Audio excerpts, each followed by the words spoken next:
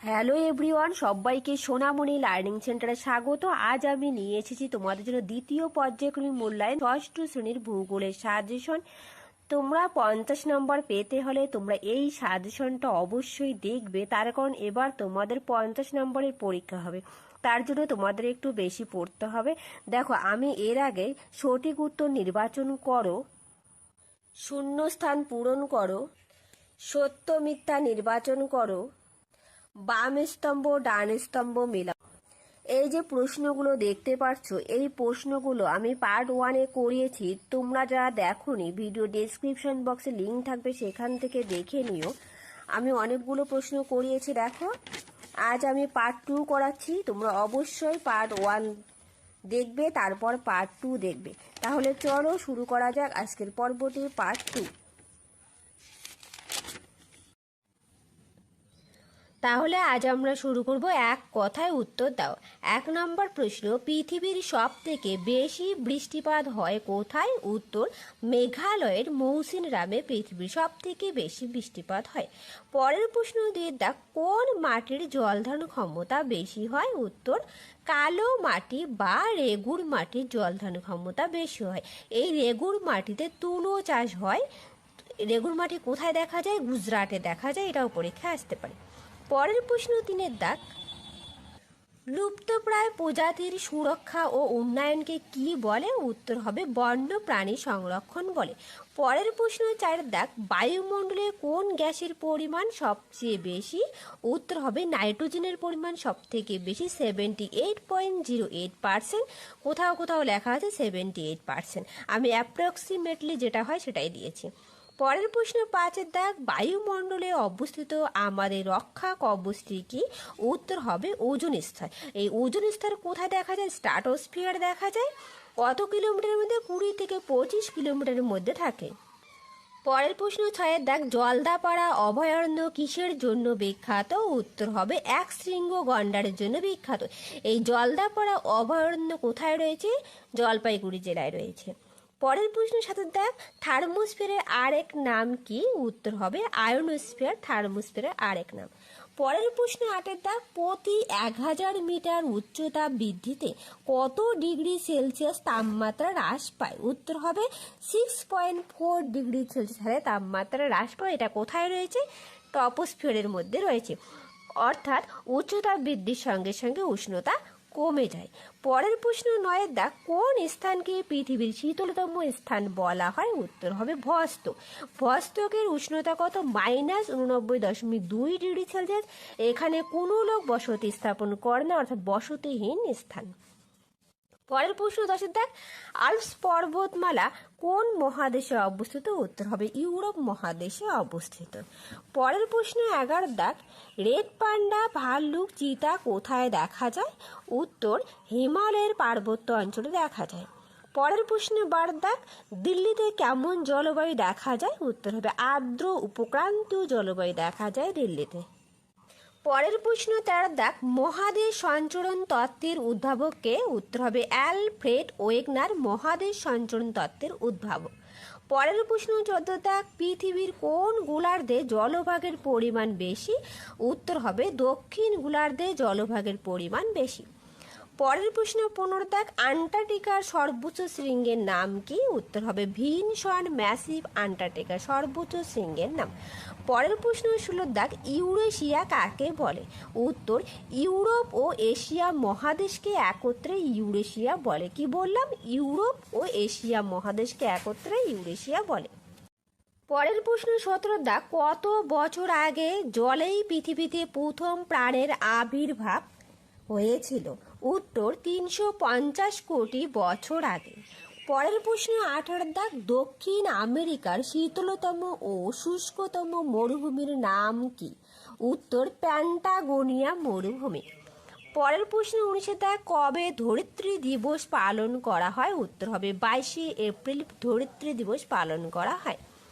পরের প্রশ্ন দেখো 20-এর দাগ, অ্যালবেডো কাকে বলে? ভেরি ভেরি ইম্পর্টেন্ট প্রশ্ন, পরীক্ষায় এগুলো থাকবে। আমি যে প্রশ্নগুলো রেখেছি প্রত্যেকটা প্রশ্ন খুবই ইম্পর্টেন্ট। দেখো উত্তর, সূর্যের যে অংশ পৃথিবীর বায়ুমণ্ডলকে উত্তপ্ত না করে সরাসরি মহাশূন্যে ফিরে যায় তাকে অ্যালবেডো বলে। কি বললাম?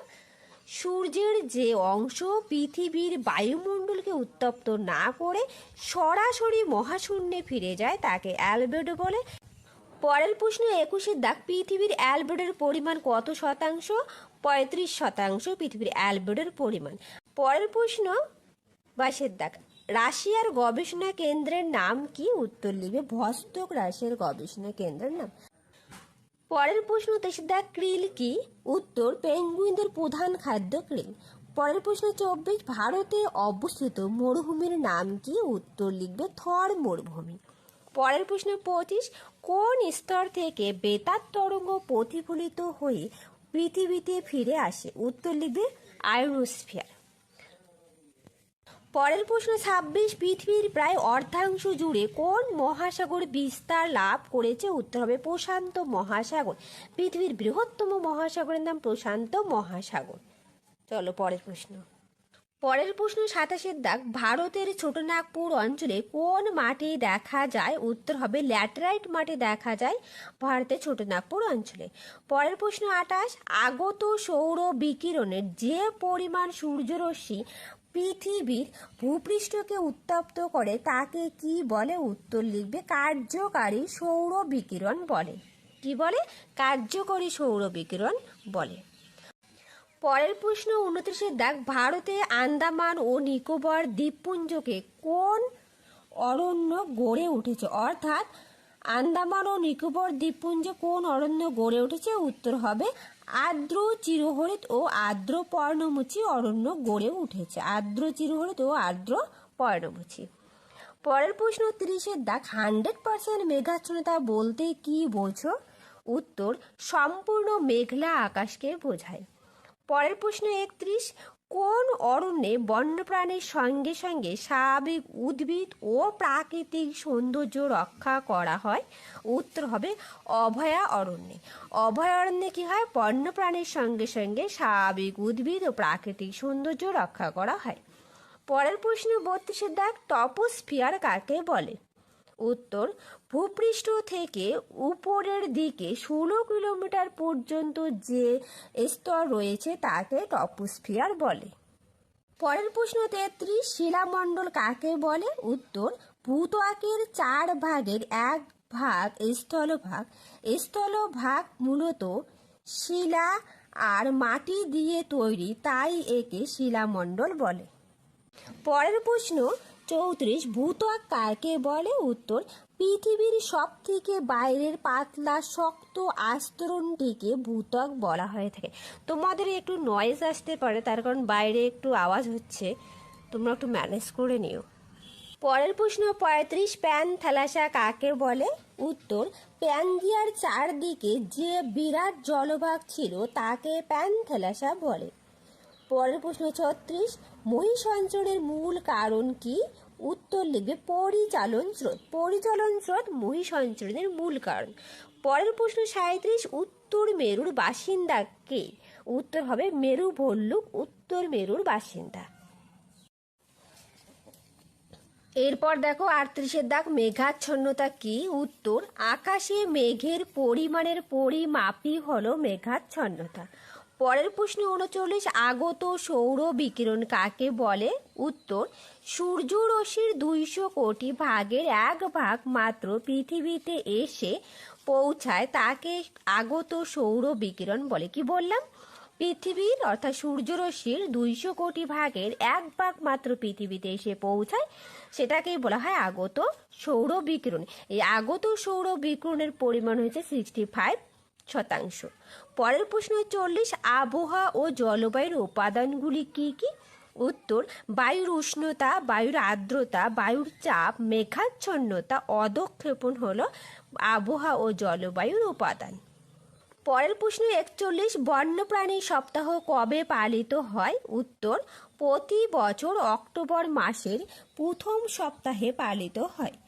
পরের প্রশ্ন 42, কোন পাতায় চামড়ার রোগ সারে? উত্তর, কালো মেঘ পাতায় চামড়ার রোগ সারে। পরের প্রশ্ন 43, বায়ুমণ্ডল কাকে বলে?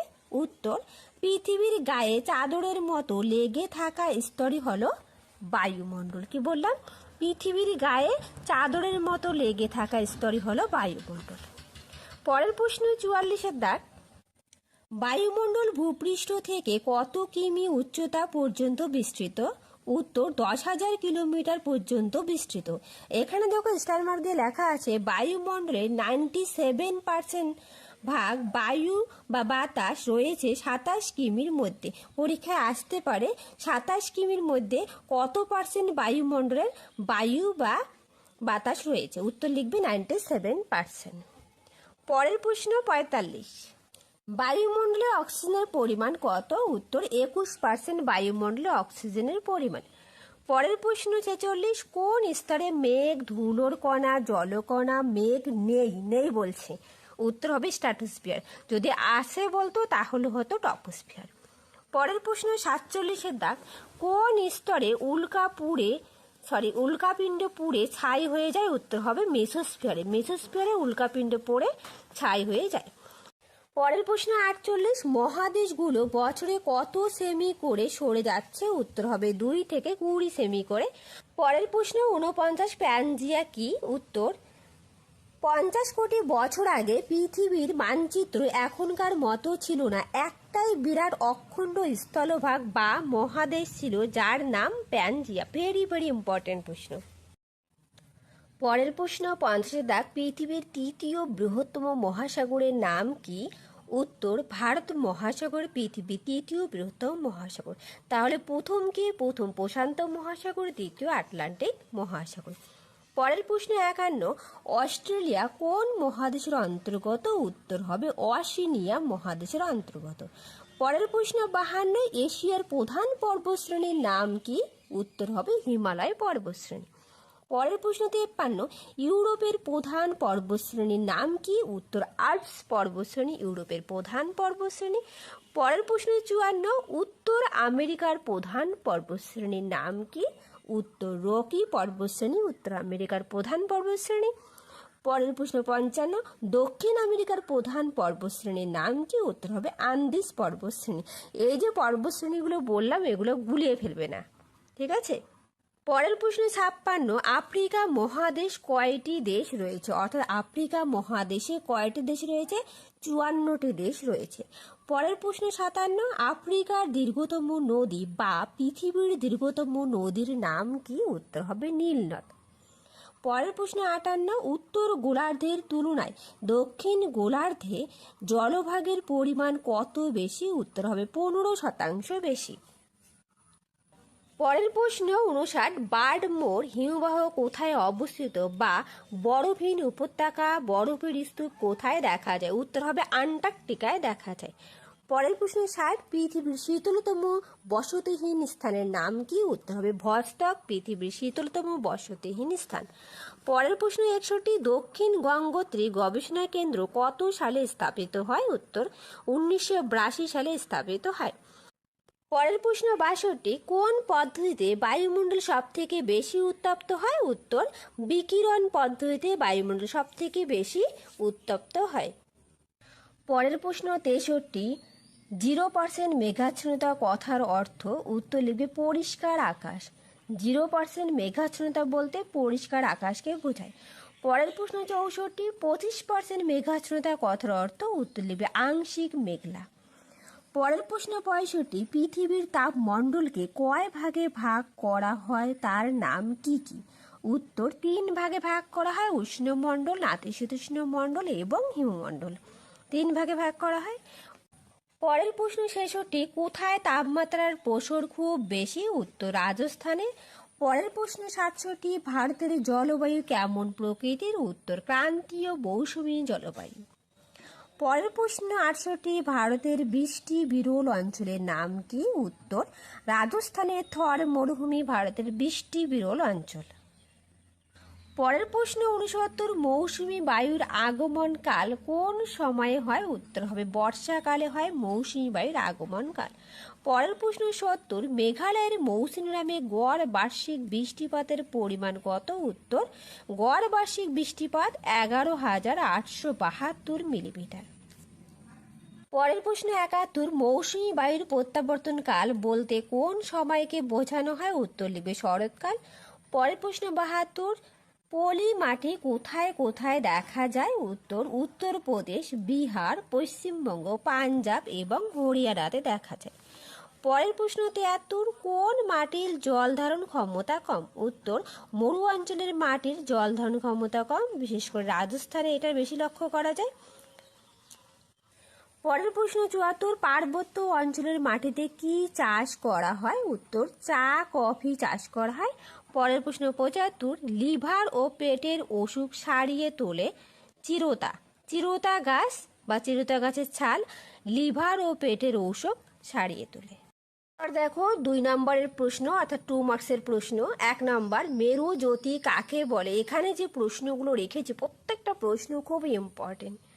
দেখো উত্তর ও দক্ষিণ মেরুতে একটানা 6 মাস রাত থাকার সময় মাঝে মাঝে আকাশ জুড়ে সবুজ, নীল, লাল, রামধনুর রঙের মতো আলোর জ্যোতি দেখা যায়, তাকে মেরু জ্যোতি বলে।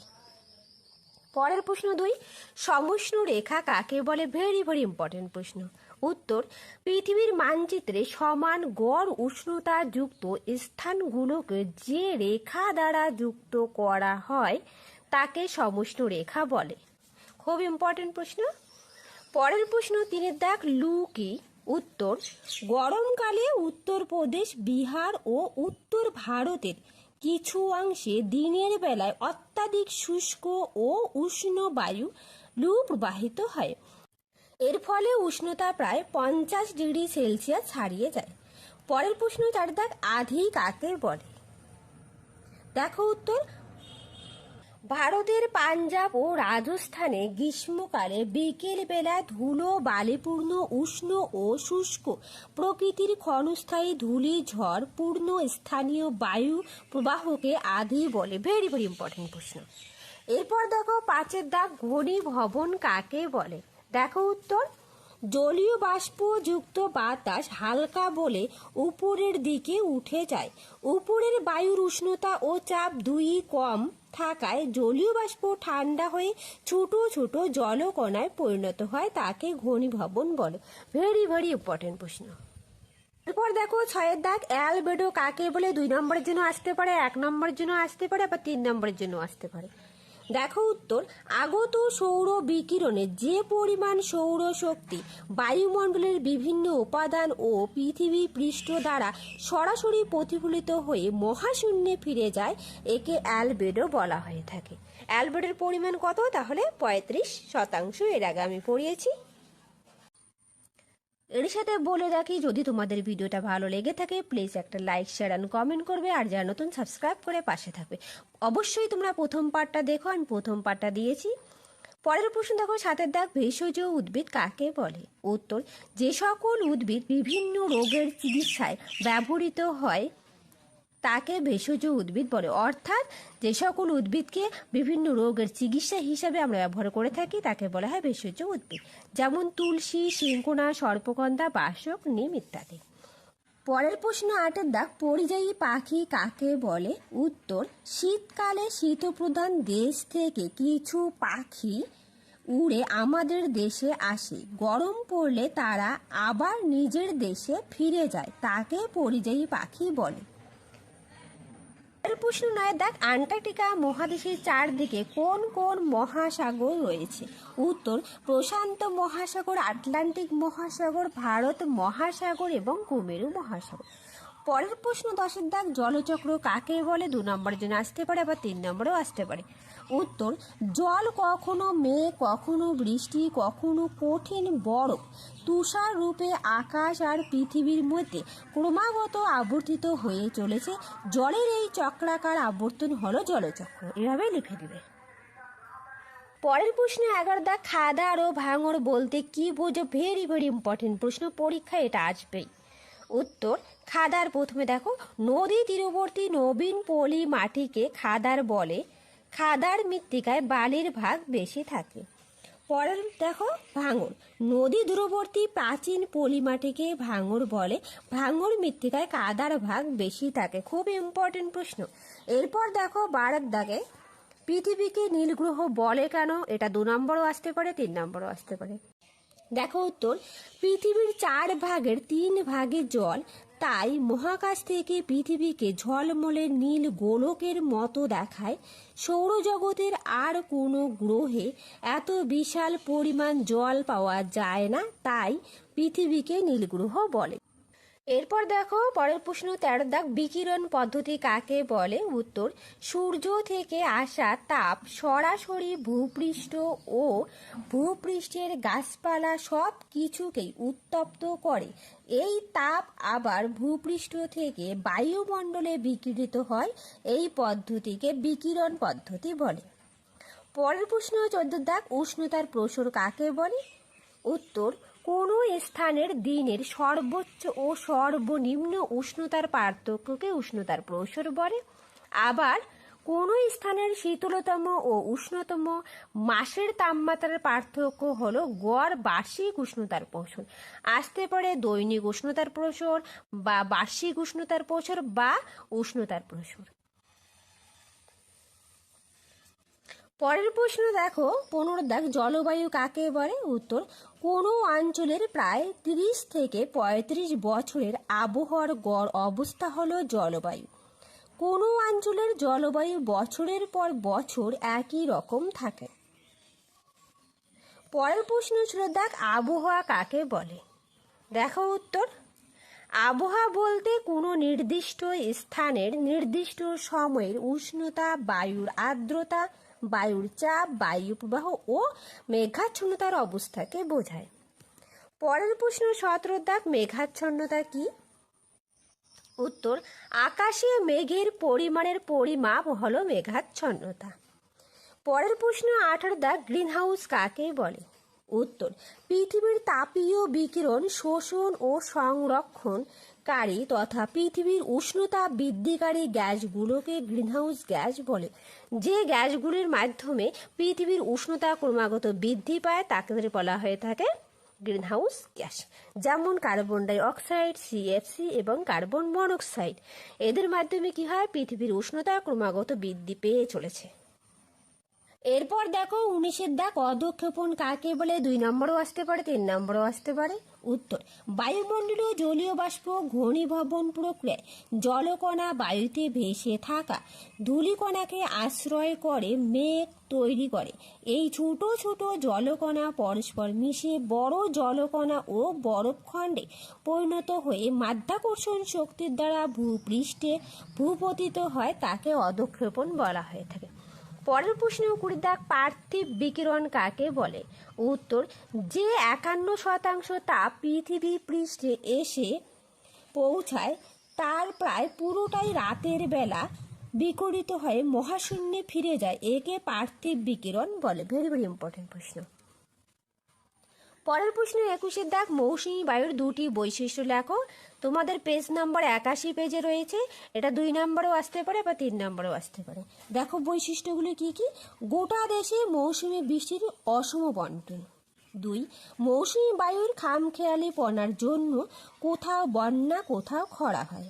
3, ভারতের কৃষিকাজ অর্থনীতি অনেকটাই মৌসুমী বৃষ্টির উপর বা মৌসুমী বায়ুর উপর নির্ভর করে। অক্টোবর মাসে তামিলনাড়ু রাজ্যে বছরে 2 বার বৃষ্টিপাত হয় এই মৌসুমী বায়ুর জন্যই। প্রশ্ন 22 দাগ, মাটি সংরক্ষণে 2টি উপায় লেখো। তোমাদের বইয়ের 85 নম্বর পেজে রয়েছে। এটা 2ও আসতে পারে, 3ও আসতে পারে। দেখো মাটি সংরক্ষণের উপায়, পশু চারণ নিয়ন্ত্রণ মাত্রায় করা উচিত। 2, মাটির বেশি গভীরে খনিজ সম্পদ আহরণ বন্ধ করা উচিত। 4, গাছ কাটা বন্ধ করা উচিত। 6, অনেক বেশি সংখ্যায় চারা গাছ লাগানো উচিত। তোরা প্রত্যেকেই খাতায় নোট ডাউন করবে, দেখবে শুনলে এবং লিখলে অনেকটা পড়া এখানেই মুখস্থ হয়ে যাবে। ঠিক আছে? দেখো 23 দাগ, জাতীয় উদ্যান কাকে বলে? উত্তর, যেখানে বন্যপ্রাণীর সাথে স্বাভাবিক উদ্ভিদ ও প্রাকৃতিক সৌন্দর্য রক্ষা করার দিকেও নজর দেওয়া হয় তাকে জাতীয় উদ্যান বলে। যেমন কাজিরাঙা জাতীয় উদ্যান। এই কাজিরাঙা জাতীয় উদ্যান একশৃঙ্গ গন্ডারের জন্য বিখ্যাত। কাজিরাঙা জাতীয় উদ্যান অসমে অবস্থিত। দেখো আমি 2 নম্বরের প্রশ্নগুলি লিখিয়ে দিয়েছি, আর 5 নম্বরের প্রশ্নগুলো আমি পেজ নাম্বার বলে দেবো, তোমরা বইয়ের থেকে পড়ে নেবে। পরের প্রশ্ন 24, স্বাভাবিক উদ্ভিদ কাকে বলে? উত্তর, মানুষের চেষ্টা ছাড়াই প্রকৃতির উপর নির্ভর করে জন্মানো গাছপালা হলো স্বাভাবিক উদ্ভিদ। এটাও তোমাদের টেক্সট বই রয়েছে 87 নম্বর পেজে সম্ভবত। পরের প্রশ্ন 25, সুরক্ষিত অরণ্য কি? উত্তর, যেখানে অরণ্যের উপর নির্ভর করে বেঁচে থাকা মানুষদের মাঝে মধ্যেই শিকার ও পশুচারণের অধিকার দেওয়া হয় তাকে সুরক্ষিত অরণ্য বলা হয়ে থাকে। পরের প্রশ্ন 26 দাগ, পৃথিবীর কয়টি মহাদেশ ও কি কি? উত্তর, 7টি মহাদেশ, এশিয়া, আফ্রিকা, উত্তর আমেরিকা, দক্ষিণ আমেরিকা, ইউরোপ এবং ওশেনিয়া মহাদেশ। 7টি মহাদেশ আর মহাসাগর কিন্তু 5টি, এটাও পড়ে রাখবে।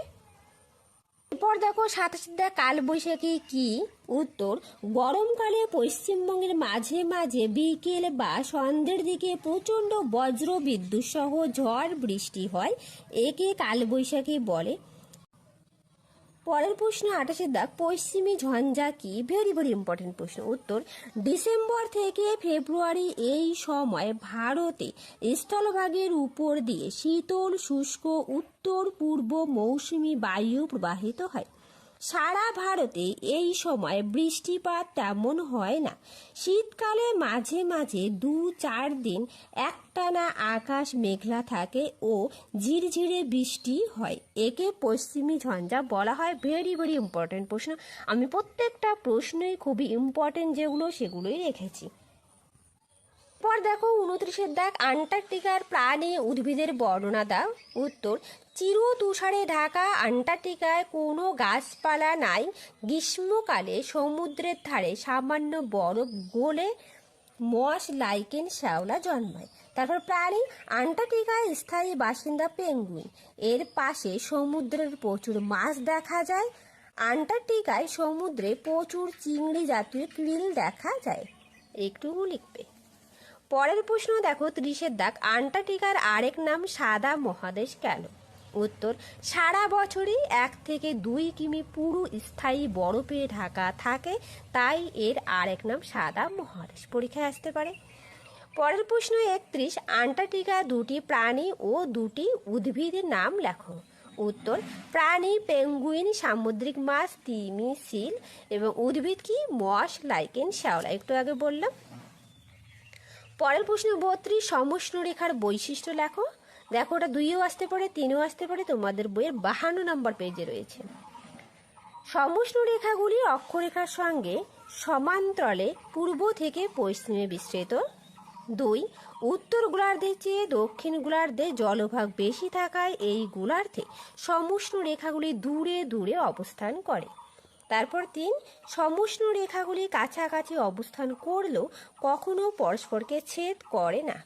তারপর 4, দুটো জায়গার মধ্যে উষ্ণতার পার্থক্য বেশি হলে সমষ্ণ রেখাগুলি কাছাকাছি এবং পার্থক্য কম হলে দূরে দূরে অবস্থান করে। যেহেতু 2ও আসতে পারে, 3ও আসতে পারে, সেই হিসাবে আমি একটু 4টা পয়েন্ট দিয়ে রেখেছি। এরপর দেখো 3 মার্কসের প্রশ্ন, 3 নম্বরের প্রশ্ন অবশ্যই পড়বে, যেহেতু তোমাদের 50 নম্বরের পরীক্ষা হবে, একটু বেশি করে পড়তেই হবে বাবু। 1 নম্বর প্রশ্ন, অরণ্য সংরক্ষণ বলতে কী বোঝো?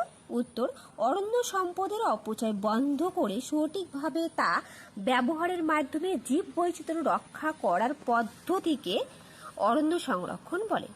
পরের প্রশ্ন দিয়ে দেখ, আবহাওয়া ও জলবায়ুর মধ্যে পার্থক্য লেখো। খুবই ইম্পর্টেন্ট, তোমাদের পরীক্ষাতে আসবে।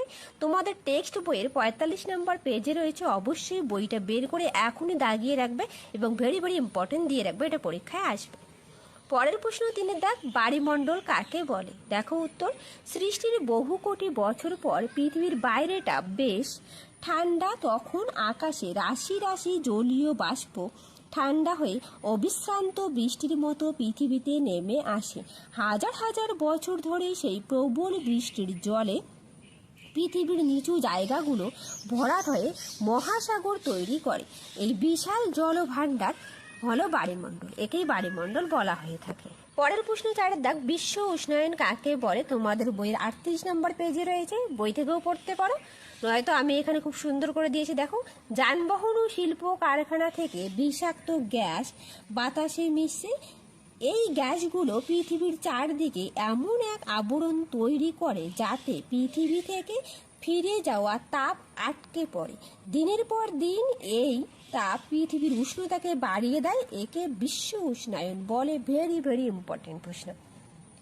অথবা এক কথায় তোমরা বলতে পারো, অস্বাভাবিকভাবে পৃথিবীর গড় উষ্ণতা বৃদ্ধির ঘটনাকে বিশ্ব উষ্ণায়ন বলে। যদি 1 নম্বরে আসে তাহলে এইভাবে লিখবে যে অস্বাভাবিকভাবে পৃথিবীর গড় উষ্ণতা বৃদ্ধির ঘটনাকে বিশ্ব উষ্ণায়ন বলে।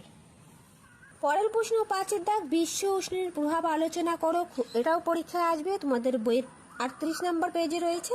আমি পয়েন্ট করে করে দেখিয়েছি। দেখো, বিশ্ব উষ্ণায়নের প্রভাব। মেরু অঞ্চলের বরফের গলন ও পার্বত্য হিমবাহ গলে যাচ্ছে বিশ্ব উষ্ণায়নের ফলে। 2, বরফ গলনের ফলে সমুদ্রতলের উচ্চতা বৃদ্ধি পায়। 3, বিশ্ব উষ্ণায়নের ফলে তীব্র খরা, বন্যা, বিধ্বংসী ঝড় হয়। 4, মরুভূমির প্রসার, তাপপ্রবাহ, শস্যহানি, দুর্ভিক্ষ ঘটে বিশ্ব উষ্ণায়নের ফলে। তোমরা পয়েন্ট দিয়ে দিয়ে লিখবে, তাহলে নাম্বারটা ভালো আসবে।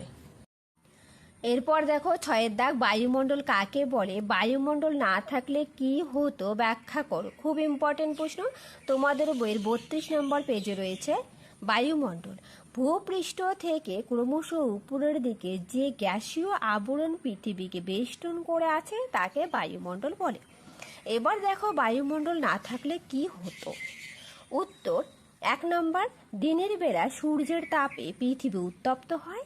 রাতের বেলা ওই তাপ ধীরে ধীরে বেরিয়ে যায়। বায়ুমণ্ডল না থাকলে সূর্যাস্তের পর হঠাৎ ভীষণ ঠান্ডা আর সূর্যোদয়ের পর হঠাৎ প্রবল গরম হয়ে যেত। 2, বায়ুমণ্ডলের জন্যই পৃথিবীতে জীবন ধারণের অনুকূল তাপমাত্রা বজায় থাকে। 3, বায়ুমণ্ডল না থাকলে পৃথিবীতে উদ্ভিদ ও প্রাণী কিছুই সৃষ্টি হতো না। পরের প্রশ্ন 7-এর দাগ, ল্যাটেরাইট মাটি সম্পর্কে যা জানো লেখো। উত্তর, খুব উষ্ণতা ও বৃষ্টিপাত যুক্ত অঞ্চলে যে পর্যায়ক্রমে শুষ্ক আর্দ্র ঋতু দেখা যায় সেখানে এই মাটির সৃষ্টি হয়। লৌহ অক্সাইড বেশি থাকার জন্য এই মাটির রং লাল হয়। এই মাটি অনুর্বর। চীনাবাদাম, জোয়ার, বাজরা, রাগি চাষ হয় এই মাটিতে। অঞ্চল দেখো কোথায় দেখা যায়। ছোটনাগপুর মালভূমি অঞ্চল, পূর্বঘাট ও পশ্চিমঘাট পর্বতের কিছু অংশে এই মাঠে দেখা যায়। এটা তোমাদের বইয়ের 85 কি 86 নম্বর পেজে রয়েছে, তোমরা একটু দেখে নেবে, সেখান থেকেও পড়তে পারো। পরের প্রশ্ন 8-এর দাগ, উদাহরণসহ ভারতের নাতিশীতোষ্ণ অরণ্য ও লবণাম্বু অরণ্যের উদ্ভিদের বৈশিষ্ট্য লেখো। তোমাদের বইয়ে 89 নম্বর পেজে রয়েছে, সেখান থেকেও পড়তে পারো। দেখো, নাতিশীতোষ্ণ অরণ্য। নাতিশীতোষ্ণ অরণ্যের উদ্ভিদগুলো ছুচালো হওয়ায় বরফ জমে থাকতে পারে না। গাছগুলো দেখতে মোচার মতো হয়, যেমন পাইন, ফার, বার্চ, সিডার ইত্যাদি। এরপর দেখো, লবণাম্ব উদ্ভিদ। উপকূল অঞ্চলে জোয়ারের জল মাটিকে লবণাক্ত করে। উদ্ভিদগুলোর শ্বাসমূল, ঠেসমূল দেখা যায়। উদাহরণ সুন্দরী, গড়ান, হেতাল ইত্যাদি। অঞ্চল পশ্চিমবঙ্গের সুন্দরবন, উড়িষ্যার চিল্কা উপহ্রদের মধ্যে কি দেখা যায়? লবণাম্ব উদ্ভিদ দেখা যায়। পরের প্রশ্ন দেখো, টিকা লেখো স্ট্র্যাটোস্ফিয়ার। ভেরি ভেরি ইম্পর্টেন্ট প্রশ্ন, তোমাদের বইয়ের 31 নম্বর পেজে রয়েছে, তোমরা সেখান থেকেও পড়তে পারো। আমি এখানে পয়েন্ট করে করে সুন্দর করে লিখিয়েছি, তোমরা সেটাও লিখে নিতে পারো। দেখো উত্তর, বিস্তার প্রথমে ভূপৃষ্ঠ থেকে 50 কিলোমিটার পর্যন্ত বিস্তার। তারপর উষ্ণতা, এই স্তরে উচ্চতা বৃদ্ধির সঙ্গে সঙ্গে বায়ুর উষ্ণতা বৃদ্ধি পায়। শান্তমণ্ডল, এই স্তরে কোনো ধূলিকণা, জলীয় বাষ্প, মেঘ, বৃষ্টি কিছুই হয় না, তাই একে শান্তমণ্ডল বলে। জেট বিমান, এই স্তরে জেট বিমান চলাচল করে। ওজোন স্তর, এই স্তরে 25 থেকে 30 কিলোমিটার পর্যন্ত ওজোন গ্যাসের স্তর দেখা যায়। পরের প্রশ্ন 10-এর দাগ, মৃত্তিকা ক্ষয়ের 2টি কারণ লেখো। মৃত্তিকা ক্ষয়ের কারণগুলি হলো: 1, অতিরিক্ত বৃষ্টিপাতের ফলে মৃত্তিকা ক্ষয় হয়। 2, অতিরিক্ত পশুচারণের জন্য মৃত্তিকা ক্ষয় হয়। তারপর 3, এটা 3 হবে, হ্যাঁ। খনিজ সম্পদ উত্তোলনের সময় বা বিদ্যুৎ প্রকল্প গড়ে তোলার সময় প্রচুর মাটি ক্ষয় হয়। পরের প্রশ্ন দেখো 11 দাগ, মাটির ব্যবহার লেখো। এটা 2 নম্বরও আসতে পারে, 3 নম্বরও আসতে পারে। দেখো উত্তর, জীবকুলের আবাসস্থল হিসেবে মাটির ব্যবহার হয়। 2, বৃক্ষ ও বনভূমি সৃষ্টির জন্য মাটির ব্যবহার হয়। 3, পরিবেশের আর্দ্রতা রক্ষা করার জন্য মাটির ব্যবহার হয়। 4, কৃষিকাজ ও পশুচারণের জন্য মাটির ব্যবহার হয়। 5 কুটির শিল্প প্রতিমা নির্মাণের জন্য মাটির ব্যবহার হয়। এটাও তোমাদের দেখবে কি 85 কি 87 পেজের মধ্যে রয়েছে, ঠিক আছে, সেখান থেকেও পড়তে পারো। এরপর দেখো 12 দাগের প্রশ্ন, বায়ুমণ্ডলের প্রয়োজনীয়তাগুলি কি কি? উত্তর, জীবের জন্ম, বৃদ্ধি, বিকাশ ও প্রাণ ধারণের জন্য আলো, তাপ, বায়ু, বৃষ্টিপাতের একমাত্র উৎস হলো বায়ুমণ্ডল। 2, জীবের প্রাণ ধারণের জন্য অপরিহার্য অক্সিজেন, কার্বন ডাই অক্সাইড সরবরাহ করে বায়ুমণ্ডল। 3, বায়ুমণ্ডলের ওজোন স্তর সূর্য থেকে আগত ক্ষতিকারক অতিবেগুনি রশ্মি শোষণ করে জীবমণ্ডলকে রক্ষা করে। এগুলো হচ্ছে বায়ুমণ্ডলের প্রয়োজনীয়তা।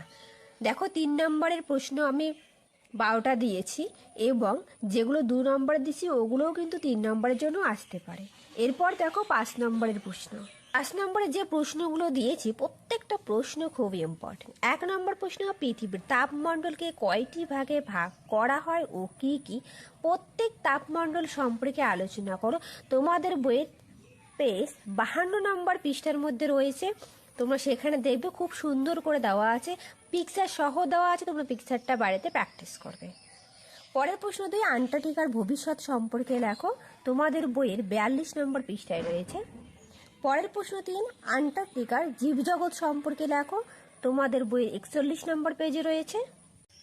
পরের প্রশ্ন 4 দাগ, বায়ুমণ্ডলের স্তর বিন্যাস করে সেগুলি আলোচনা করো, বা পৃথিবীর বায়ুমণ্ডলের স্তরগুলির সংক্ষিপ্ত পরিচয় দাও। খুব ইম্পর্টেন্ট, তোমাদের বইয়ের 31 নম্বর পেজে রয়েছে। পরের প্রশ্ন 5 দাগ, গাছ আমাদের কি কি উপকার করে? তোমাদের বই 90 নম্বর পেজে রয়েছে, সেখান থেকে পড়ে নেবে।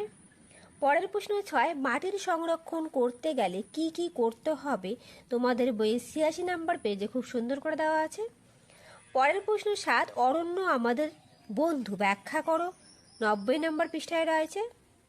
পরের প্রশ্ন 8, ভারতের স্বাভাবিক উদ্ভিদকে কয় ভাগে ভাগ করা হয় ও কি কি? যে কোনো একটি ভাগ সম্পর্কে আলোচনা করো। তোমাদের বই 87 নম্বর পৃষ্ঠায় রয়েছে। পরের প্রশ্ন 9, ভারতের জলবায়ুতে মৌসুমী বায়ুর প্রভাব আলোচনা করো। ভেরি ভেরি ইম্পর্টেন্ট, তোমাদের বই 82 নম্বর পেজে রয়েছে। পরের প্রশ্ন 10, বিশ্ব উষ্ণায়ন কাকে বলে? বিশ্ব উষ্ণায়নের প্রভাব বা ফলাফল লেখো। 38 নম্বর পেজে রয়েছে, সেখান থেকে পড়ে নেবে।